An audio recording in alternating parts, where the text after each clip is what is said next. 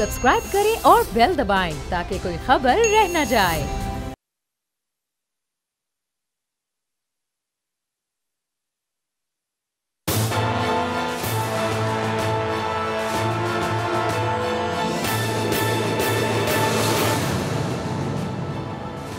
अस्सलाम वालेकुम। प्रोग्राम तज्ज़िया, मैं हूँ लीना इलियास और मेरे साथ मौजूद है समी इब्राहिम। और आज के इस प्रोग्राम में हमारे साथ मौजूद हैं साबिक जज और लॉ एक्सपर्ट शाह खावर साहब। ब्रॉडशीट के हवाले से बात करेंगे, इसके साथ साथ हम मरीम नवाज़ के हवाले से बात करेंगे कि क्या वो इस मुल्क से बाहर जा सकती हैं या जाएंगी, और डस्का इलेक्शन की क्या सूरत हाल है उस पर भी नज़र डालेंगे। जी समी साहब। बहुत शुक्रिया लीना। बड़ी इंपॉर्टेंट ये है डेवलपमेंट। काबीना ने इसको पब्लिक करने का भी फ़ैसला किया है। ब्रॉडशीट कमीशन की जो रिपोर्ट है जस्टिस अजमत सईद साहब रिटायर्ड जज उन्होंने बनाई है, और ये इतनी बड़ी ये पूरी रिपोर्ट है, बहुत बड़ी, जिसमें पता नहीं सब कुछ है। ये भी कहा जज साहब ने कि वो गीदड़ों की आवाज़ें भी आती थी, गीदड़ भपकियाँ जो हैं मुझे मेरे काम से नहीं रोक सकीं, और कुछ क्रिमिनल कार्रवाई का भी फ़ैसला किया गया है। उसमें मारूफ़ कानूनदान अहमद बिलाल सूफ़ी भी हैं, इसके अलावा शाहिदुल्लाह बेग साहब हैं, गुलाम रसूल, हसन साकिब। तो अब ये भी कहा फवाद चौधरी साहब ने आज जो उन्होंने काबीना के बाद एक ब्रीफिंग दी है कि जो स्विस केसेस हैं उनको खोला जा सकता है। साबिक सदर आसिफ अली जरदारी के ख़िलाफ़ जो मामला था, जिस पर यूसुफ रज़ा गिलानी साहब नाअहल भी हुए थे क्योंकि उन्होंने सुप्रीम कोर्ट के अहकामात के बावजूद लेटर नहीं लिखा था स्विस कोर्ट्स में।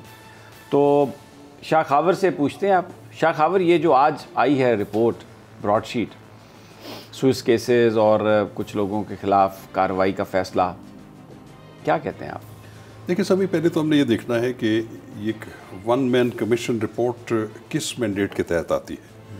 वो एक कमीशन एंड इंक्वायरी एक्ट है 2017 का। उसमें फेडरल गवर्नमेंट अगर किसी भी पब्लिक इम्पोर्टेंस का कोई मैटर हो और जिसकी वो तहकीक करवाना चाहे किसी से, तो वो एक रुकनी कमीशन से या उससे ज़्यादा से भी किसी को भी नॉमिनेट करके उसकी तहकीकात जो है वो कर सकती है, इंक्वायरी कर सकती है। तहकीक तो फिर खैर बार की बात है। तो अब देखना ये है कि जो टर्म्स ऑफ रेफरेंस दिए गए थे वो तो ब्रॉडशीट के हवाले से ही थे कि वो किस तरीके से नैब ने जो है एक मायदा किया एक कंपनी से, और उसके बाद फिर उसको ख़त्म कर दिया गया, और फिर उस कंपनी ने जो है वो सूट फाइल किया, डैमेजेस का वो डिक्री हुआ, पैसे भी गलत लोगों को दिए गए। तो उस पर ये जो कमीशन की रिपोर्ट होती है वो, इसमें कोई शक नहीं है कि वो फैक्ट्स फाइंडिंग करते हैं, मुख्तलिफ लोगों को टच करते हैं। सब चीज़ों को देखने के बाद 26 गवाहों को उन्होंने की है, और उसके बाद उन्होंने फिर उसकी बेस के ऊपर अपना एक फाइंडिंग दी और रिकमेंडेशन, सिफारिशात भी दी कि आप ये इसके बारे में करें। अब ये जो रिपोर्ट है ये वापस चली जाती है वफाकी हुकूमत के पास, वो उसकी प्रॉपर्टी होती है। और इस लॉ में ये भी लिखा हुआ है कि फेडरल वफाकी हुकूमत को भेजने के बाद वो 30 दिन के अंदर अंदर इसको पब्लिक करना भी लाजमी होता है। तो उसी की तौसीक शायद आज काबीना ने भी कर दी कि इसको पब्लिक कर दिया जाए। अब देखना यह है कि इसकी क्या एविडेंट्री वैल्यू क्या है। ये वन मैन कमीशन रिपोर्ट जो है, इसमें कोई शक नहीं कि ये एक बहुत ही मुअज़्ज़ज़ सीनियर रिटायर्ड जज ऑफ द सुप्रीम कोर्ट पर मुश्तमिल था, लेकिन इसकी बेसिस के ऊपर जो है वो क्या डायरेक्ट क्रिमिनल इन्वेस्टिगेशन जो है वो हो सकती हैं, ये एक बहुत बड़ा सवाल है। अब होना ये है कि ये बेसिकली ये जो वन मैन कमीशन है, उसकी जो रिपोर्ट है, उसकी जो फाइंडिंग्स हैं, रिकमेंडेशंस हैं, ये गाइडलाइन है, वो निशानदही कर रही हैं कि ये चीज़ें गलत हुई हैं, लेकिन इसकी क्रिमिनल इंक्वायरी या इन्वेस्टिगेशन होना बहुत ज़रूरी है। आपने देखा होगा कि जब स्विस अकाउंट्स के सिलसिले में भी एक जॉइंट इन्वेस्टिगेशन टीम बनी, अब रिपोर्ट ये मुझे बताइए कि स्विस अकाउंट खुल सकते हैं? अब फवाद चौधरी साहब ने ये कहा है। हाँ, ये एक ज़रा डिबेटेबल इशू है। उसकी वजह ये है कि वैसे तो जो क्रिमिनल जस्टिस सिस्टम है उसमें ये है कि कोई भी क्रिमिनल एक्ट जो है या उसकी तहकीक जो है वो उस वक्त तक चल सकती है जब तक कि असल मुल्ज़िमान जो हैं वो कटहरे में ना ला दिए जाएं और उनको सज़ा ना हो जाए। लेकिन उसके साथ साथ हमने ये भी देखना है कि क्या एक शहरी को या कुछ अफराद के मजमूए को एक ही जुर्म में 2 दफ़ा या 2 से ज़्यादा दफ़ा या 1 से ज़्यादा दफ़ा उसको प्रोसिक्यूट किया जा सकता है और ट्राई किया जा सकता है? तो उसका जवाब जो है वो आर्टिकल 13 है आईन पाकिस्तान 1973 का। वो एक गारंटी देता है किसी भी शख्स को कि किसी के ख़िलाफ़ 1 से ज़ायद दफ़ा प्रोसिक्यूट किसी को नहीं किया जा सकता और 1 से ज़ायद दफ़ा उसको सज़ा नहीं दी जा सकती। तो मेरा ख्याल है कि इसको ये देखना पड़ेगा कि एक पास्ट एंड क्लोज ट्रांजैक्शन है, एक मामला जो कि दब चुका है, उसके बारे में बहुत सारी चीज़ें सामने आई, उसके नतीजे में एक मुंतखब वज़ीर-ए-आज़म जो थे उनको वज़ारत उज़्मा से हाथ धोना पड़े और एक बहुत लंबी चीज़ें वहाँ पे हुई। तो मैं समझता हूँ कि इसको इतना आसानी से ये नहीं किया जा सकता कि अगर वन मैन कमीशन ने उसकी निशानदही कर दी कि वो रिकॉर्ड जो है वो नैब के ऑफिस में पड़ा हुआ है, तो अब मेरा नहीं ख्याल कि अब उसको दोबारा एक उसकी तहकीक क्रिमिनल हो और दोबारा उनको प्रोसिक्यूट किया जाए।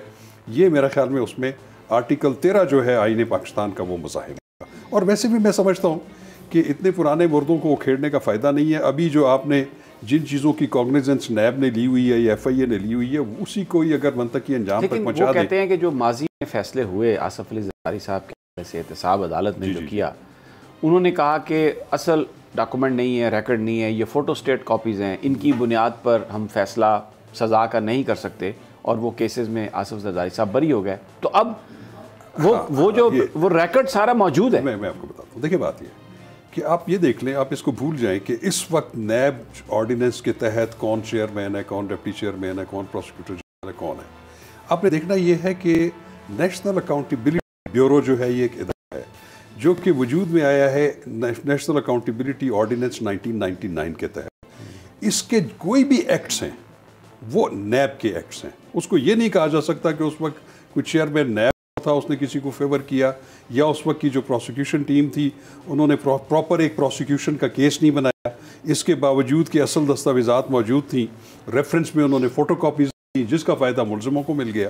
तो मैं ये कहता हूँ कि किसी भी प्रोसिक्यूटिंग एजेंसी की कोई मिसडीड जो है उसको आने वाले वक्तों में दोबारा नहीं, उसको इम्प्रूवमेंट नहीं की जा सकती। अच्छा, एक मेरा फिर यहाँ पर आप इससे सवाल है, हमने देखा है जो महज़्ज़ब ममालिक हैं, अमेरिका है, यूरोप है, उसमें 20-20 साल के बाद DNA एविडेंस की बुनियाद पर बहुत सारे लोग रिहा हुए और बहुत सारे लोग पकड़े गए।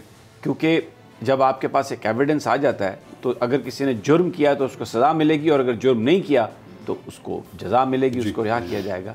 अब अगर किसी ने कुछ किया उस वक्त और ऐसी गवर्नमेंट एक है जो मेरिट पे चीज़ों को देख रही है, तो माजी की जो गलतियाँ हैं फ़ायदा उठा लिया किसी मुलज़म ने, उसको इम्प्रूव करने में क्या प्रॉब्लम? देखिए बात ये, कानून कहाँ पे रोकता है? मैं आपको बताता हूँ, अगर एक फ़र्ज़ करें कि 2020 में एक कत्ल हो गया, उसके मुलज़िम नहीं पकड़े जा रहे, इन्वेस्टिगेशंस हो रही हैं, कुछ लोग जो है वो बरी हो गए, लेकिन अदालत ने उसमें लिख दिया कि ये जो तहकीक थी ये फॉल्टी थी, लिहाजा आप अपने इसकी तहकीक जारी रखें, और वो जारी रह सकती है। लेकिन बात यह है कि जहाँ मैं तो क्या कह रहा हूँ कि लोगों को सजा हो चुकी है, 14-14 साल कैद में है, वो इम्प्रूव हुए, वो रिहा हुए। वहाँ पे अमेरिका और यूरोप में जो जस्टिस सिस्टम है वो ऐसा है कि वो उस वक्त तक किसी के खिलाफ कोई प्रोसिक्यूशन का केस नहीं बनाते, अदालत में नहीं भेजते, जब तक उसकी पूरी शहादतें और मटीरियल कलेक्ट ना कर लें, फॉरेंसिक और सारा, चाहे भले उसमें 20 साल लग जाएं, वो इस चीज़ को इंश्योर करते हैं। लेकिन यहाँ पे मामला कुछ और है। यहाँ पे मामला ये है कि नैब ने बतौर इदारा एक रेफरेंस बनाया, उसमें उन्होंने जो असल दस्तावेज़ात थी वो नहीं लगाई, जिसकी बेसिस के ऊपर ट्रायल में आसफ जरदारी साहब और दीगर जो है वो बच गए, बरी हो गए, उस टेक्निकलिटी का फ़ायदा उठाते हुए। मैं ये कहता हूँ कि अब उसके ऊपर ये एक लीगल एस्टॉपल है।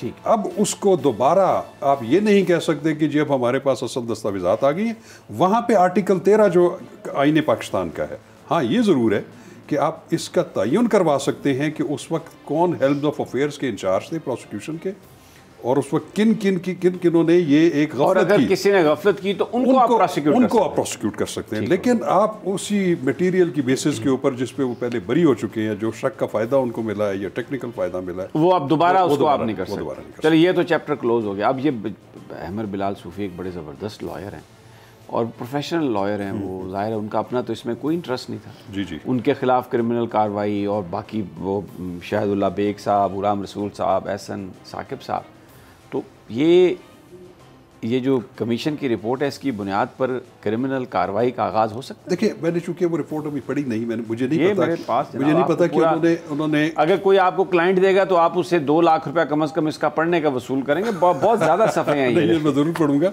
ये बगैर पैसों के पढ़ूंगा। लेकिन बात ये है कि अब मुझे पता नहीं है कि उन्होंने कौन सा क्रिमिनली लायबल किया है, उनको एक कौन सी ऐसी उनकी जो मिसडीड थी या उनकी कोई ऐसा कौन सा ओमिशन था जिसमें उन्होंने मुनासिब समझा कि इनके ख़िलाफ़ फौजदारी कार्रवाई होनी चाहिए।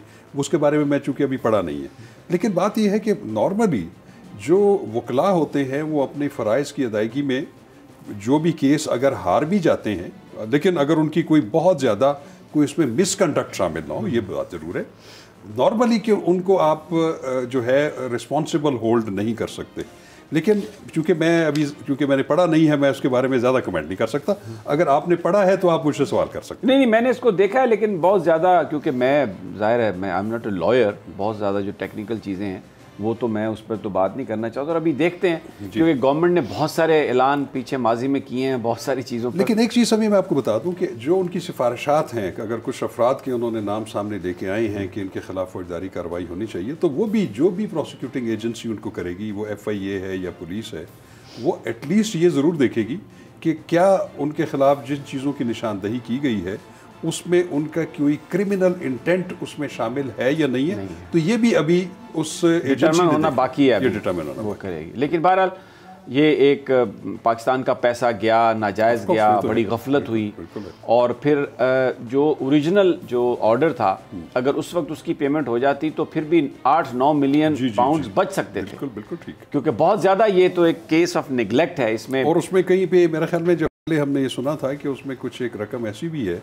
जो कि अनऑथराइज्ड लोगों को भी दे दी गई, तो उसकी भी तहकीक होना तो यही जो बेसिकली जो रकम जो है, जो वकील और ये जो कार्रवाई का फैसला किया गया ना, ये उसी रकम की अदायगी के हवाले से बिल्कुल हो सकता है कि वो उसको बहरहाल अब वापस तो नहीं आने पैसे, अभी तक तो कोई पैसा वापस नहीं आया। लेकिन चले बहरहाल एक अखबारात, अब ज़रा थोड़ा सियासी मामलात पर आ जाते हैं। मरीम नवाज़ साहबा उन्होंने कहा कि मैं नहीं जाऊँगी बाहर, अभी भी यही कह रही हैं कि मैं इस हुकूमत को रुखसत किए बगैर नहीं जाऊंगी। राना सनाउल्लाह साहब ने आज ये बात कही कि मरीम साहबा जो हैं वो इस हुकूमत को रुखसत किए बगैर नहीं जाएंगी, और वैसे अगर कोई चला जाता है बाहर रिश्तेदारों से मिलने और मिल के आ जाते तो इसमें क्या कबाहत है। तो उसको इस तरह फिर मीडिया में लिया गया पोट्रे के शायद वो कह रहे हैं कि मरीम साहबा ने बाहर जाना है। इन हालात में कानूनी तौर पर कोई ऐसा है देखिए रास्ता मरियम के लिए बाहर जाने का? दो चीज़ें हैं। एक तो ये है कि किसी के ख़िलाफ़ कोई फ़ौजदारी मुकदमा चल रहा है और वो उसमें ज़मानत पे है, उसके बैरून मुल्क सफ़र पे कोई ऐसा कोई कदगन नहीं है।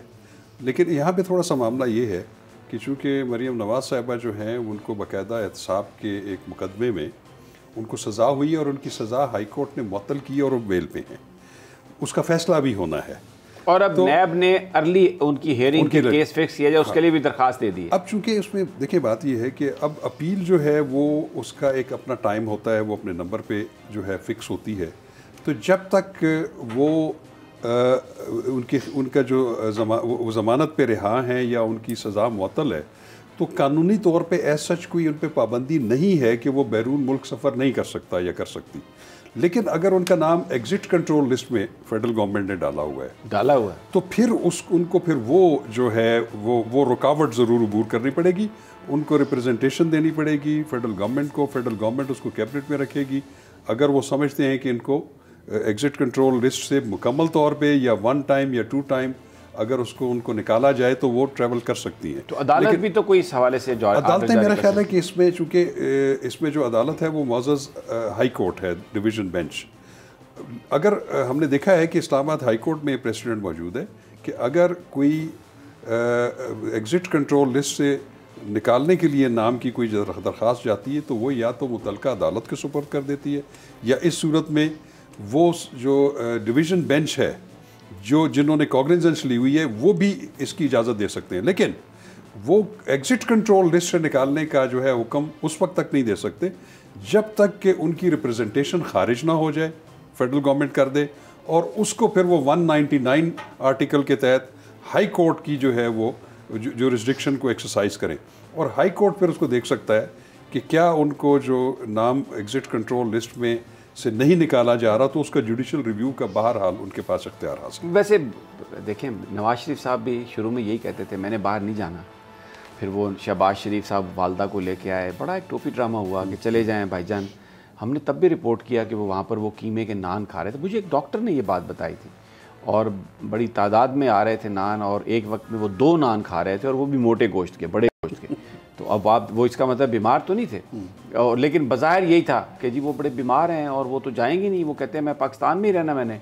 फिर अम्मा आई, शहबाज शरीफ साहब आए, उन्होंने कहा नहीं भाई तुम चले जाओ, बड़ा मामला ऐसा है, कौम भी दुआएं मांग रही है, तो वो चले गए। तो अब मरीम साहबा भी बिल्कुल उसी पैथ पे हैं, मैं नहीं जाना, इमरान खान को भेज के घर जाऊंगी। देखिए तो ये भी हो सकता है अगर कौम अपील करे अपनी बेटी को कि आप चली जाएं। तो सभी मैं आपको एक बात बताऊं, आपको भी पता है मुझे भी पता है पाकिस्तान में किस तरीके से मामलात जो हैं वो चलते रहे हैं। माजी में भी इनको इतनी लंबी लंबी सज़ाएँ हुई थी, फिर वो एक article 45 of the constitution of Pakistan में प्रेसिडेंट ने उनको माफ़ किया, पार्डन किया, वो फिर चले गए।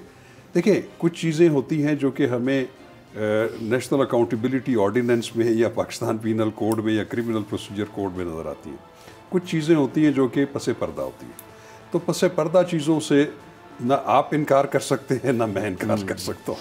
तो वो जब चीज़ें किसी एक ख़ास लेवल पे वो जो ख़ास लोग हैं जब वो एक चीज़ का तयन कर देते हैं तो फिर उसका कानूनी रास्ता भी निकल आता है, उनका नाम एग्जिट कंट्रोल लिस्ट से भी निकल जाता है। नहीं लेकिन मरियम साहबा तो वो जो ख़ास रास्ते हैं उनकी तो तहरीक और उनकी तो जिद्दोजहद ही ये है कि वो ख़ास रास्ते बंद किए जाएं जो निकलते हैं। तो अब अगर वो ख़ुद उन रास्तों पे चलकर बाहर जाएंगी तो वो जो इतनी बड़ी कैंपेन और तो वो तो बड़ा बिट्रेल नहीं हो जाएगा अपने ही नारे से। देखिए मैं आपको बताऊं यहाँ पे मतलब बड़ा बरमला ये बात कह दूँ, हमारी जो पॉलिटिकल लीडरशिप है वो ना कोई नेल्सन मंडेला है ना ची गुवेरा है, ठीक है जी।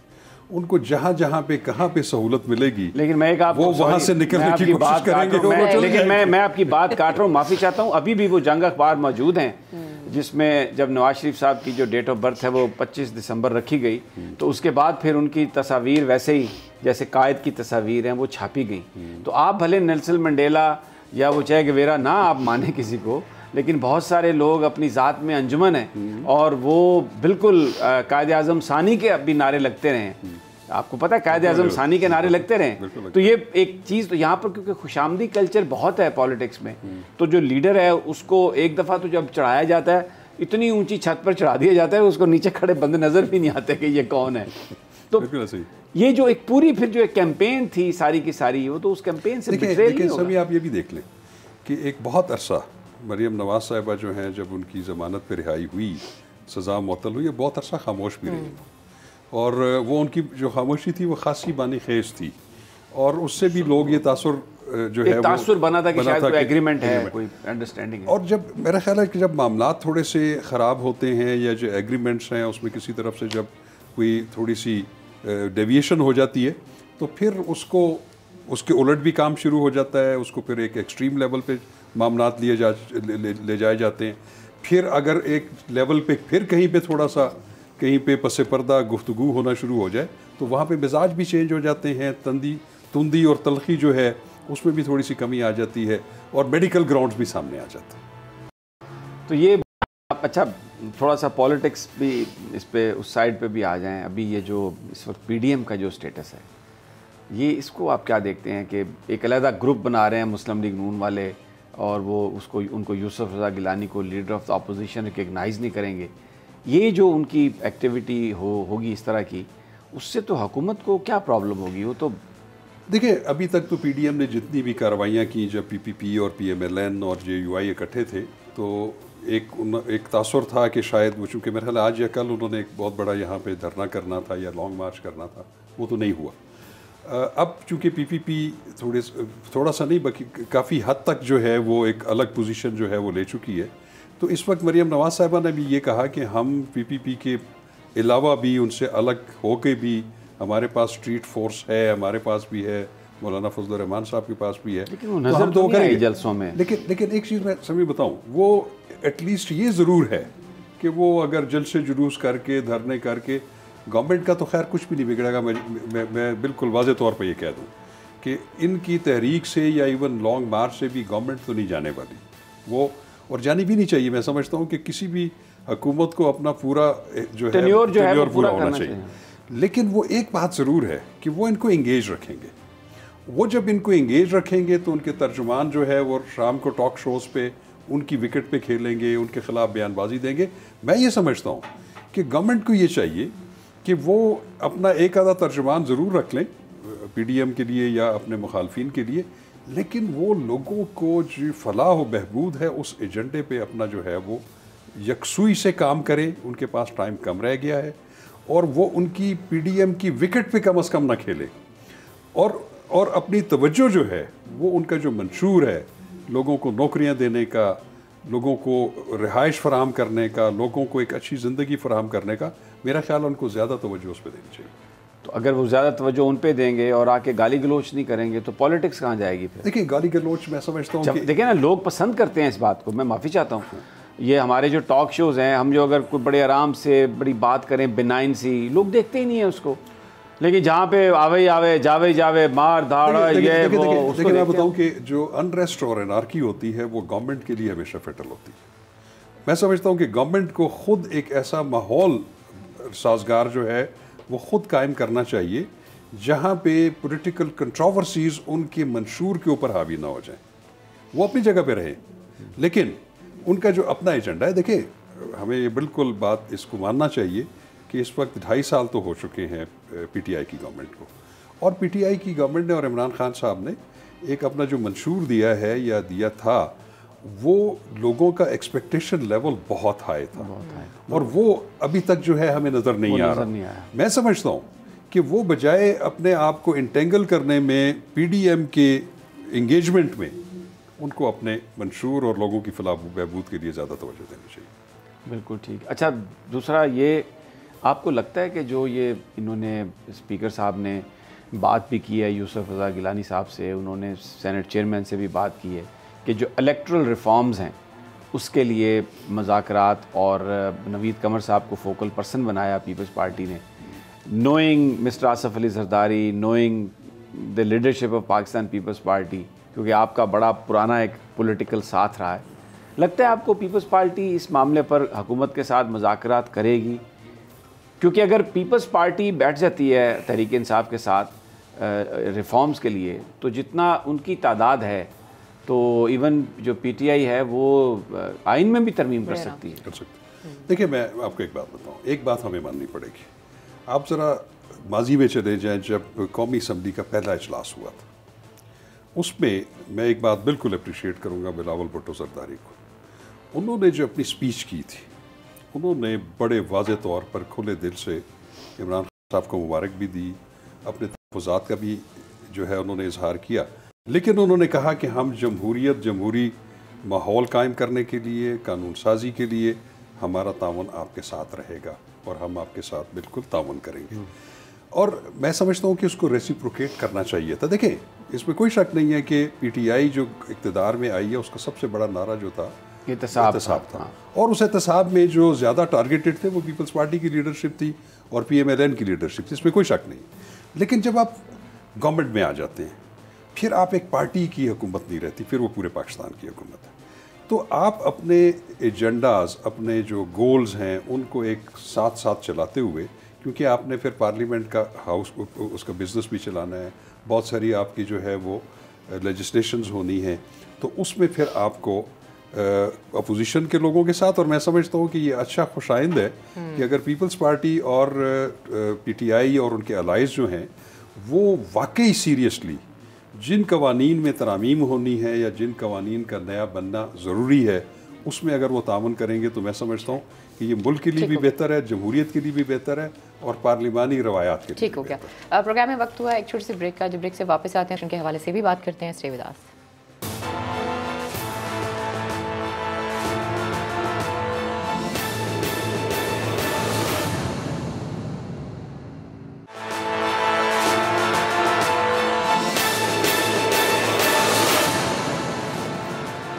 वेलकम बैक नाज़रीन। तो फिर आपको खुशामदीद कहते हैं। जी समी साहब, डस्का इलेक्शन के हवाले से भी आए थे। जी शाह खावर, मैं आज भी सुप्रीम कोर्ट में था और मैंने सलमान राजा साहब के भी आर्गूमेंट सुने। इलेक्शन कमीशन के जो वकील हैं वो कर रहे हैं आर्गूमेंट, और शायद कल एक थोड़ा सा टाइम 10:30 बजे हेयरिंग होगी, तो कोर्ट का ये ख्याल है या कोशिश है कि कल इस केस का फैसला कर दिया जाए, निपटा दिया जाए। लेकिन आज एक इम्पॉर्टेंट बात हुई। सलमान अकरम राजा साहब ने, वैसे तो क्योंकि वो नून लीग के जो कैंडिडेट हैं उनके वकील हैं, उन्होंने ये कहा कि बिल्कुल जो इलेक्शन कमीशन का जो फ़ैसला है वही सही फ़ैसला है और उसको सुप्रीम कोर्ट को अपहेल्ड करना चाहिए। लेकिन फिर साथ उन्होंने एक अल्टरनेटिव भी दे दिया। उन्होंने कहा कि अगर नहीं मतलब कोर्ट समझती कि 360 पोलिंग स्टेशन पर होनी है, तो उन्होंने कुछ नंबर बताया जो 109 पोलिंग स्टेशन है। उन्होंने कहा फिर आप 109 अल्टरनेटिव, फिर आप ये हो सकता है। तो मुझे ना थोड़ा सा वो उनका जो आर्गूमेंट था, तो हो सकता है ये इस तरह से अल्टरनेटिव भी दिए जाते हों, लेकिन मुझे थोड़ी पोजीशन कमज़ोर लगी उनकी कि वो खुद से ही उन्होंने कहा अदालत ने जो फैसला करना है तो अदालत इज़ माइंडफुल ऑफ एवरीथिंग। अदालत के सामने तो सारे जो पोलिंग स्टेशन हैं उनकी तफसीलात हैं, सब कुछ है। तो केस ये जो अल्टरनेटिव देना होता है, इसका क्या आप how will you interpret that? ये देखिए मैं आपको बताता हूँ, ये एक हिकमत अमली होती है जब हम वकालत करते हैं। जब हम देख रहे होते हैं कि हम जो केस प्लीड कर रहे हैं उसको जजेस या जो बेंच है वो उस तरीके से रेसिप्रोकेट नहीं कर रहा है या उसका रिस्पांस नहीं दे रहा, तो फिर हम खुद ही कुछ एक ऐसा दरमियानी रास्ता भी एक छोड़ देते हैं अदालत के लिए कि चले अगर ये नहीं तो ये सही। अब इसमें हमने देखना ये है कि इलेक्शन कमीशन ऑफ पाकिस्तान, हमें ये देखना पड़ेगा कि वो एक आईनी इदारा है और इलेक्शन एक्ट 2017 के तहत उनके पास जो सेक्शन 9 है उसमें इख्तियार मौजूद है कि अगर वो किसी की दरख्वास्त आए और वो ये समझें कि किसी भी इलेक्शन में जो है वो जुज़वी तौर पर या कुली तौर पर ऐसी वहाँ पे गैर कानूनी काम हुए हैं, लीगलिटीज़ हुई हैं, इरेगुलरिटीज़ हुई हैं, जिससे कुछ पोलिंग स्टेशंस में और या पूरे हलके में जो इलेक्शन है वो मटीरियली इफेक्ट हुआ है, वो बड़े बुरे तरीके से मुतासर हुआ है, तो वो फिर हुक्म जारी कर सकते हैं। हालांकि इसमें आपने देखा होगा कि जो उसमें दरख्वास्त गुजार थी उन्होंने चंद पोलिंग स्टेशंस की निशानदही की थी, लेकिन इलेक्शन पर कमीशन ने अपने विजडम के मुताबिक नहीं, विजडम नहीं था, इसमें एक बात थी। इसमें मरियम देखें, इसमें मरियम नवाज साहबा, मुस्लिम लीग नून के पूरी लीडरशिप ने कैंपेन चलाई, इलेक्शन कमीशन से डिमांड किया।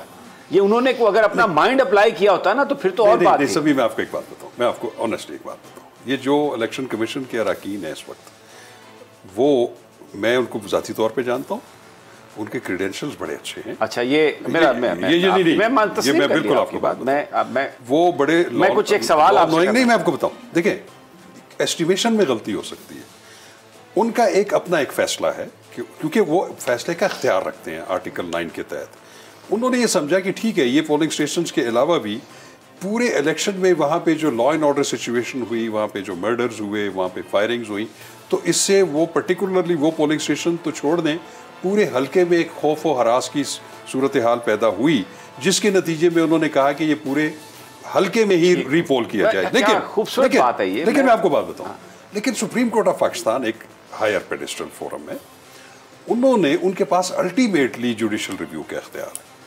अब वो इसीलिए जो समात में सारी चीज़ें देख रहे हैं, तो वो थ्रेश आउट कर रहे हैं कि क्या इलेक्शन कमीशन ऑफ पाकिस्तान का ये फैसला कि पूरे हलके में ही दोबारा इलेक्शन कर दिया जाए, क्या वो मुनासिब होगा या नहीं, तो उसका जुडिशल रिव्यू उन्होंने करना है।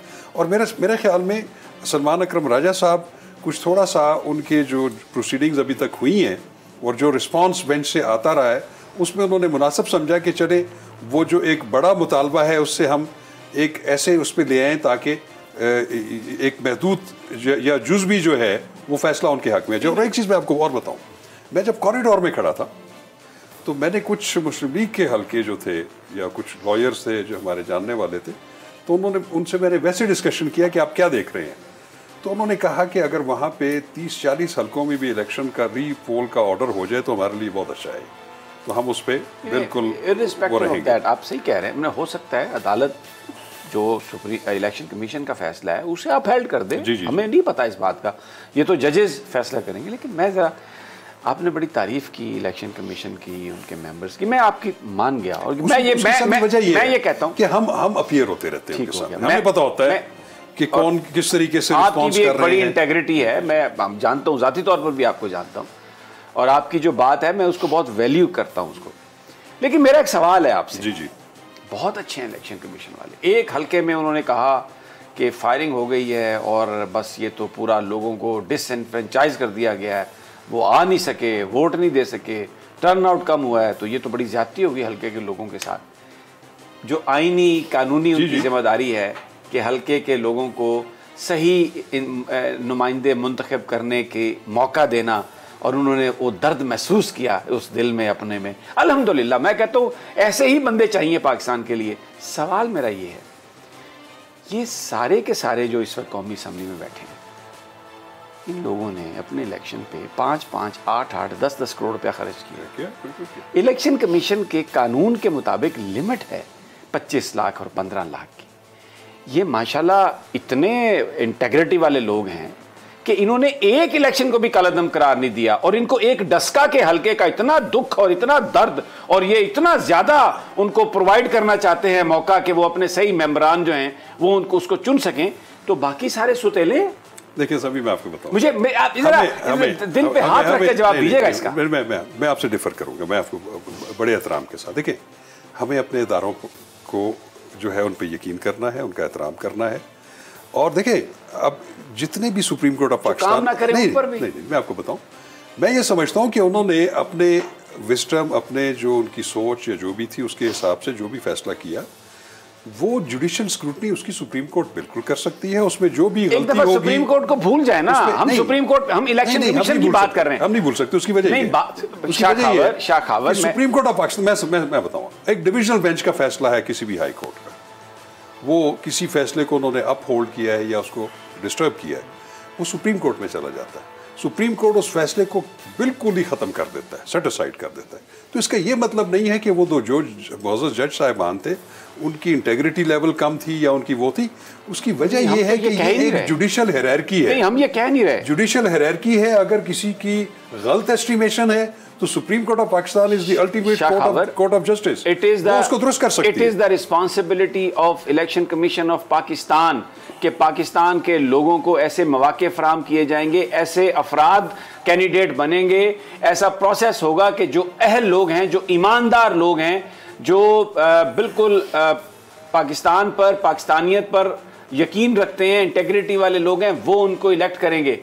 आपकी कोताही की वजह से, पैसे के बलबूते पर वो अफराद पाकिस्तान की पार्लियामान में बैठकर पाकिस्तान का फैसला करते हैं, जिसकी वजह से आज बांग्लादेश हमसे आगे है, आज जॉन कैरी पाकिस्तान नहीं आ रहा, आज हमारे गिड़गिड़ाने के बावजूद हिंदुस्तान पाकिस्तान से बात करने के लिए तैयार नहीं है।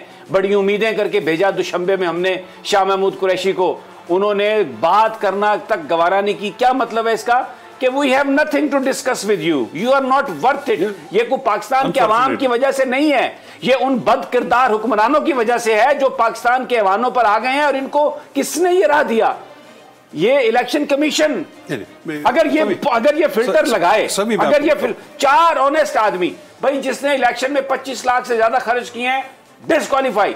आप जैसा, मेरे चले खैर आप तो अमीर आदमी होंगे, हम जो मिडिल क्लास ही हैं, हम तो बिल्कुल इलेक्शन में हिस्सा लेने का सोच भी नहीं सकते। शाखावर, मैं भी नहीं सोच सकता, जो कि जितना खर्च होता है मैं आपको बताऊं, सभी मैं आपको बताऊं। अच्छा, इस खर्च को रोकना मेरा काम तो नहीं है ना, इख्तियार तो नहीं है ना, वो जो आग बगोला हो जाते हैं अखबारों की खबरें देखकर। मैं आपको एक बात बताऊं, ये जो आपने बात की ना कि जो एक हद मुकर्रर की गई है एक रकम की कि जिससे ज़्यादा खर्च नहीं हो सकता, सबसे बड़ी खराबी पता क्या है कि वो पार्लियामेंट या नेशनल असम्बली या सेनेट या सूबाई असम्बली का जब इलेक्शन रिजल्ट आता है, उसके बाद वो सबसे पहला काम वो ये करते हैं कि वो एक बयान हल्फी देते हैं कि हमने आपकी जो मुतय्यन करदा हद है उससे ज्यादा एक्सीड नहीं किया। वो सबसे पहला, मैं एक बंदा चोरी कर रहा हूं, वो सबसे पहला झूठ होता है। तो फिर झूठ, अच्छा ऐसे झूठे आदमी को डिस्क्वालीफाई करार देना किसका काम है? काम ये है, बात ये है कि आप रियलिस्टिकली उस कानून की शिक को ही खत्म कर दें जो कि रियलिस्टिक अप्रोच ही नहीं है, नहीं उसको खत्म कर दें। ये ना दूसरी चीज ये है, मैं बड़े अदब से इख्तिलाफ करूंगा। मैं आपको बड़े अदब से इख्तिलाफ, मैं आपको एक बात बताऊं, कानून इस बात की गुंजाइश देता है कि कोई शख्स अगर ये महसूस करे कि एक फलां कैंडिडेट ने जो इलेक्शन में खर्च किया है वो लिमिट से ज्यादा किया है, अगर वो इलेक्शन कमीशन ऑफ पाकिस्तान को, की एक वजह है, इलेक्शन कमीशन ऑफ पाकिस्तान को बनाने की एक वजह है, अगर वो दरखास्त देता है तो उसकी बिल्कुल वो बाउंड है उसकी स्क्रूटनी करने के लिए।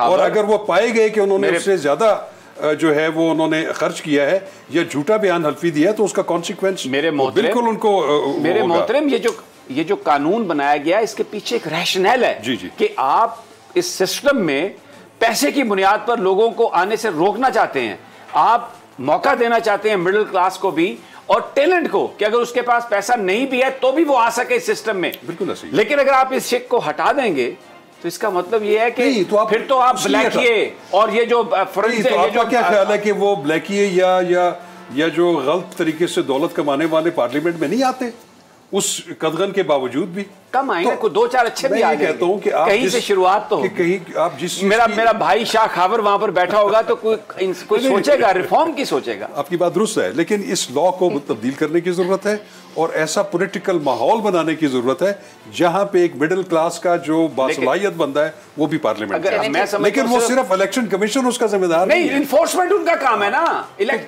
देखिए ना आप कैसी शाह खावर ये फैसला, मैं अदालत में जाता हूं एक एमएनए के खिलाफ कि जनाब ये एफिडेविट है इसका गलत है, अदालत कहती है कि नहीं आप इलेक्शन कमीशन के पास जाएं, वो प्रॉपर फोरम है। तो ये फोरम तो इलेक्शन कमीशन है ना। इलेक्शन कमीशन भी मैं आपको बताऊं कि उनका जो तहकीक का दायरा है वो जरा इतना ज्यादा वसी नहीं है। वो ये होता है मैं चाहूंगी कि आप इसे पूरी किसी भी इलेक्शन की इंतखाबी उज़रदारी जो है वो इलेक्शन ट्राइब्यूनल में जाती है। अच्छा, मेरा अपना दिल नहीं चाहिए, लेकिन मुझे ब्रेक लेनी है, मजबूरी है मेरी। ठीक है, प्रोग्राम में वक्त एक छोटी सी ब्रेक का, जो ब्रेक से वापस आते हैं इस पर मजीद भी बात करते हैं। Stay with us.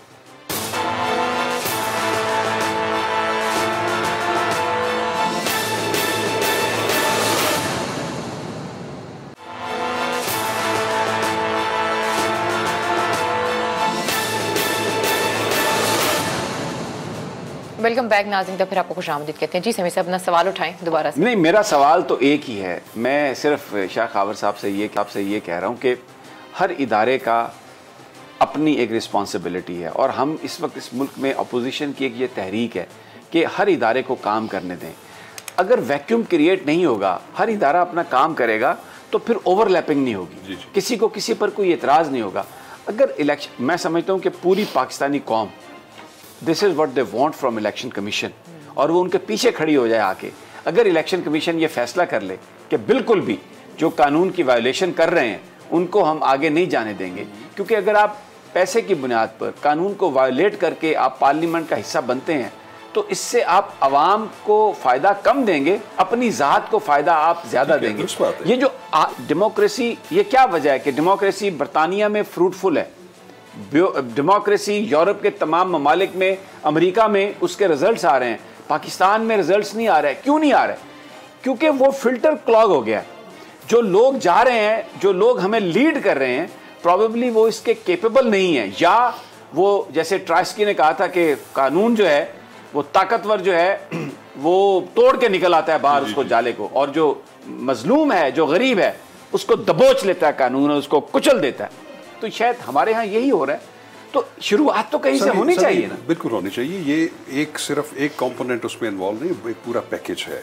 इसमें पॉलिटिकल पार्टीज़ को भी कुछ फैसले करने हैं, उनको वो जो ट्रेंड्स चेंज करने हैं, इलेक्टेबल्स से बाहर निकलना है, और जो असल बासलाहियत लोग हैं उनको प्रमोट करना है। लेकिन प्रॉब्लम है समी, बात यह है कि एक मिडिल क्लास का बंदा बासलाहियत भी हो, लेकिन वो जो इलेक्शन लड़ने के जो फ़नून बन चुके हैं, फ़न बन चुका है, हालांकि मैं उसको फ्रॉड के फन बन चुके हैं, ठीक है, वो उस निटी-ग्रिटीज़ को नहीं समझते। मैं आपको एक बात बताऊं समीर, मैंने पीपीपी में काम किया है, मैंने मोहतरमा बेनज़ीर भुट्टो साहब के साथ काम किया। वो बड़ी सेंसिबल खातून थी। मैंने उनसे एक क्वेश्चन किया था, मुझे एक हल्के से उन्होंने टिकट नहीं दिया, और मुझे उन्होंने बाद में जस्टिफाई भी किया कि हमारी आपके लिए पूरा एहतराम है, हमें पता है कि आप वकील हो, आप असम्बली में, सूबाई में या कौमी में जाके ज़्यादा अच्छा परफॉर्म कर सकते हो, लेकिन प्रॉब्लम यह है कि हमारा सिस्टम इस तरह का है कि हमें इलेक्टेबल्स को लेना पड़ता है। तो उन्होंने एक बात कही थी, उन्होंने कहा था कि मेरे जहन में एक तजवीज़ ये है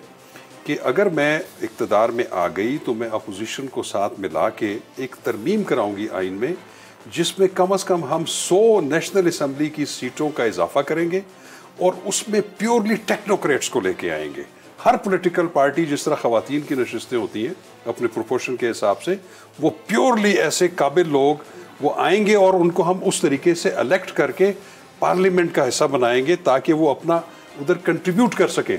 तो मैं ये समझता हूँ कि ग्रेजुअली इस तरह की आपको आइन में तरामीम लानी पड़ेंगी, तभी जाके आप अगर ये कहें कि कल को ये पूरा एक हमारा जो जमहूरी सिस्टम है जो एक गलत रवायात पर मबनी है, वो एक दिन में या ओवरनाइट चेंज हो जाएगा, नहीं होगा। इसके लिए हमें रामवार करनी पड़ेगी, पॉलिटिकल पार्टीज को अपने अंदर ये कल्चर डेवलप करना पड़ेगा, और कुछ इस तरीके से बासलाहियत लोगों को लाना पड़ेगा। आप देख लें, हाउस ऑफ कॉमन्स है जो उसका बरतानिया का उसका एक तरीकाकार है, वो इलेक्टेबल्स आते हैं या इलेक्टेड लोग आते हैं। लेकिन हाउस ऑफ लॉर्ड्स में बहुत सारे लोग ऐसे हैं जो कि अनइलेक्टेड कैपेसिटी में आते हैं और वो अपने अपने शोबों में महारत रखते हैं और वो हाउस ऑफ लॉर्ड्स के मेंबर हैं। आपके बहुत सारे साबिक वज़रा आज़म वज़रा वो हाउस ऑफ लॉर्ड्स के मेंबर हैं। तो आपको कोई ना कोई इस तरीके से इनडायरेक्टली ऐसे बासलाहियत लोगों को लाना पड़ेगा और हर पॉलिटिकल पार्टी में ऐसे लोग मौजूद हैं। नहीं, पॉलिटिकल पार्टी में तो लोग मौजूद हैं, लेकिन जब ये अभी जो टेक्नोक्रेट्स और ख़वातीन की जो नशिस्तों का इंतखाब किया जाता है, जिस तरह से लोगों से नॉमिनेशन की जाती है, ये जो सारे बुढ़े बुढ़े MNAs हैं, इनकी सेक्रेटरीज, इनकी गर्लफ्रेंड्स, इनकी दोस्तियाँ, वो सारी की सारी ख़वातीन मेंबर्स उनको बना दिया जाता है। और टेक्नोक्रेट की सीट पर ऐसे ऐसे टेक्नोक्रेट हैं जो BA पास हैं, वो उनके टेक्नोक्रेट के सर्टिफिकेट लगे हुए हैं। तो ये पॉलिटिकल पार्टी जहाँ पर खुशामद का ये कल्चर है कि जो लीडर है वो जो कह दे बस वो हुक्म बन गया ज़िल्ले इलाही का, और फिर सारे के सारे उसके आगे लंबे पड़ गए। ये कहाँ से बेहतरी लेके आएंगे? लेकिन मैं ये कह रहा हूँ ना कि ये एक आपको कल्चर डेवलप करना पड़ेगा, आपको माइंडसेट चेंज करना पड़ेगा। देखिए ना, कल्चर तो एलीट डेवलप करती है। इस वक्त एलीट में वो लोग हैं, उनका कब्जा है, हुक्मरान वो लोग हैं जो करप्शन को परवान चढ़ा रहे हैं। तो जब तक कोई ऐसा बंदा जो मिडिल क्लासिया है वो अंदर नहीं आएगा सिस्टम में।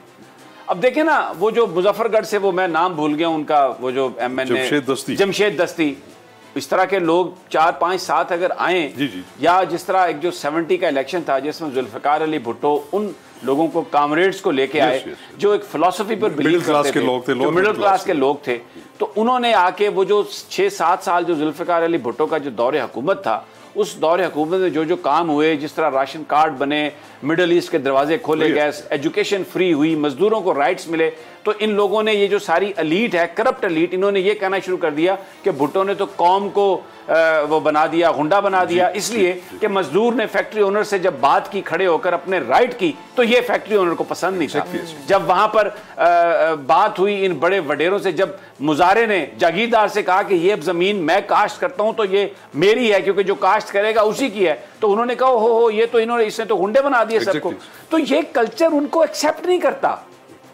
इसके लिए तो वैसे लोग चाहिए ना, जैसे चौधरी एतजाज की एक बड़ी जबरदस्त उन्होंने बात कही थी जब जजेस की तहरीक थी, तो उन्होंने कहा कि आजाद मंच लोग चाहिए। अगर वो होंगे जज तो फिर अदलिया आजाद होगी, फिर उनके फैसले होंगे।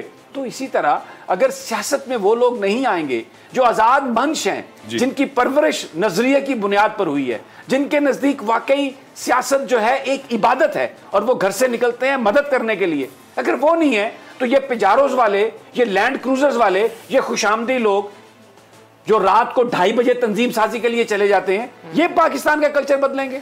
सभी ये जो आज़ाद मंच की आपने बात की ना, एक इंडिपेंडेंट जहन रखने वाला, सोच रखने वाला, यही तो सबसे बड़ी खराबी है कि ये किसी को भी एक्सेप्टेबल नहीं है। आप जुडिशरी में चले जाएं, आप ब्यूरोक्रेसी में चले जाएं, आप पॉलिटिकल पार्टीज़ में चले जाएं, आप किसी को, कोई भी आज़ाद मनुष्य जो ठीक दुरुस्त बात करेगा, उसकी गुंजाइश मौजूद नहीं है। मैं आपको बता दूं, ये बड़ा एक अनफॉर्चुनेट जो है, ये एक एलिमेंट है।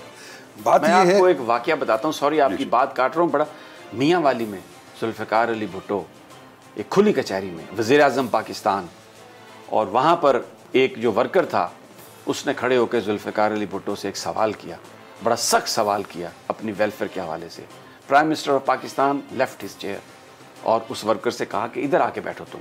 ये पूरी दुनिया, उन्होंने कहा कि तुम्हारा हक है यहाँ पर बैठना, मैं अगर यहाँ पर बैठा हूँ तो तुम्हारी वजह से बैठा हूँ। तो आज़ाद मंच लोग भी थे, यहाँ पर वो सिस्टम भी आए, लेकिन ना जाने वो कौन से लोग थे जिन्होंने उन सितारों को खत्म कर दिया। आपने जुल्फिकार अली भुट्टो का हशर देख लिया, मतलब वो जो सिस्टम था उन्होंने उसको ऐसे निकाल दिया जैसे एक एंटीबॉडीज अपने एक मुखालिफ जरसूमे को या मार देती हैं या उसको भगा देती हैं। तो ये तो इसी की तरफ तो मैं निशानदेही कर रहा हूँ कि हमें एक ऐसा कल्चर डेवलप करना है पॉलिटिकल पार्टीज़ में कि वो आज़ाद मनुष्य लोगों को लेके आएँ। वो उनकी राय से आप बेशक वो इख्तलाफ करें या आपको अच्छी ना लगे, लेकिन ऐसे लोगों का आना बहुत ज़रूरी है हर इदारे में। अब मुसीबत ये है कि हर बंदा जो है वो लकीर का फ़कीर है, वो लीडरशिप को खुश करने के चक्कर में होता है, चाहे वो कैबिनेट में हो, चाहे वो MNAs हो, MPOs हो, या पॉलिटिकल पार्टीज़ के ओहदेदारान हो। तो ये एक चीज़ हमें कल्चर जो है उसको हमें ऑल टुगेदर चेंज करना है, और वो ओवर द नाइट नहीं होगा। उसके लिए हमें एक राह हमवार करनी है, लोगों में अवेयरनेस पैदा करनी है। आज जो हम प्रोग्राम कर रहे हैं, मेरे ख्याल में ये एक अवेयरनेस पैदा करने का बड़ा अच्छा तरीका है, तो इसी तरीके से मैं समझता हूँ कि आहिस्ता आहिस्ता मामला ठीक हो जाएंगे। आप समझते हैं ठीक हो जाएंगे? मैं बड़ा ऑप्टिमिस्टिक। रिफॉर्म्स हो जाएंगी ये जो हुकूमत करना चाह रही है? देखिए, मैं समझता हूँ कि हमें अच्छी जो है मस्बत सोच रखनी चाहिए। अगर तो ये हुकूमत सिंसियर है और अपोजिशन या पॉलिटिकल पार्टीज उनको अगर रेसिप्रोकेट करती है तो इसी तरह से मामला ठीक होते हैं। मैं समझता हूँ सिंसियरिटी वर्ड जो है ना, ये गरीब की डिक्शनरी में है। जो गरीब गली में बैठा है ना, वो किसी के घर में कोई प्रॉब्लम हो जाए तो सारा मोहल्ला आ जाता है, तो सब कांधा भी देते हैं। कोई भूख है उसको भी सब ख़त्म करते हैं, कोई जलजला आ जाए तो रोटियां बना के। सिंसेरिटी वहाँ पर है। ये जो बेरहम यहाँ पर संगलाख और ये जो एक कल्चर है, ये जो बिल्डिंग्स हैं जिनके अंदर ठंड है, आप यकीन करें वो थोड़ी सी भी वो जाके आपको जज्बात की गर्मी उसमें नज़र नहीं आती, और आपको एक नज़र आता है कि एक बड़ी बेरहम जगह पर आके आ गए आप, और ये रुथलेसली आपको क्रश कर देगी। वहाँ पर कहाँ से रिफॉर्म्स हो? देखिए सभी, मैं आपको एक बात, ये बाबू काली ऐनकें और गाड़ियों के शीशों के अंदर से नजर कुछ नहीं आता, इनकी खुराक और इनकी रिहाइश। सभी मैं आपको बताऊं कि जो इस वक्त हुक्मरान तबका है, मैं सिर्फ हुकूमतों को, मौजूदा हुकूमत को नहीं कहूँगा, जो हुक्मरान बनने के लिए एस्पायर भी कर रहे हैं, आप उनकी ज़िंदगी का मेयार देख लें और हमारे कॉमनर का ज़िंदगी का मेयार देख लें, उनमें कोई जो है मुताबिकत नहीं है, उसमें इतना फर्क है, बीमारी है, हमारी लीडरशिप। मैं आपको बताऊं, हमारे leaders irrespective of the fact कि किस पार्टी से, वो चार्टर तैयारों से या अपने ज़ाती तैयारों से नीचे सफ़र करना पसंद नहीं करते। वो हेलीकॉप्टर्स में जाते हैं, वो निजी तैयारों में जाते हैं, वो इवन कमर्शियल फ्लाइट्स में सफ़र करना पसंद नहीं करते। तो मैं समझता हूँ कि जब तक उनमें एक आम आदमी की प्रॉब्लम का उनको इदराक ना हो, मैं नहीं समझता कि ये स्टेटस को जो है ये ख़त्म हो। चलें, ठीक हो गया जी। आज के प्रोग्राम से हम तीनों को इजाज़त दीजिए। अपना बहुत ख्याल रखिए।